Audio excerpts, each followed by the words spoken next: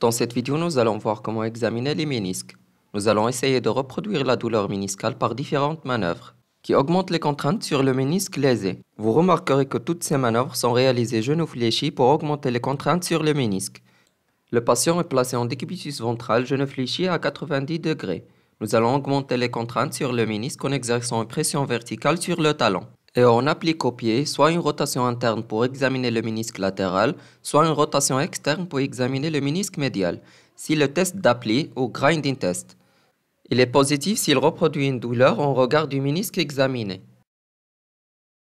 Le patient est placé en décubitus dorsal, genou fléchi à 90 degrés. Nous repérons l'interligne fémorotibiale médiale ou latérale en fonction du ménisque examiné et nous exerçons une pression avec l'index. Nous demandons au patient d'étendre son genou tout en maintenant la pression avec l'index. Si le ménisque vient toucher l'index du médecin avec une douleur ressentie par le patient, cela témoigne d'une lésion méniscale. C'est le cri méniscal d'Oudar. Nous plaçons le patient en décubitus dorsal, genou en flexion forcée. Nous repérons l'interligne fémorotibiale en fonction du ménisque examiné. Nous exerçons une rotation externe du pied pour augmenter les contraintes sur le ménisque médial ou une rotation interne pour examiner le ménisque latéral. Et nous majorons les contraintes en appliquant une pression sur le ménisque. Et nous réalisons par la suite une extension progressive du genou. La constatation d'un claquement audible ou palpable avec la main placée sur l'interligne, accompagnée ou non d'une douleur, signe une lésion méniscale.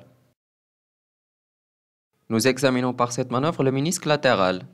Le patient est placé en décubitus dorsal, genou fléchi. Nous repérons l'interligne fémorotibiale latérale et nous plaçons le pouce sur le ménisque latéral.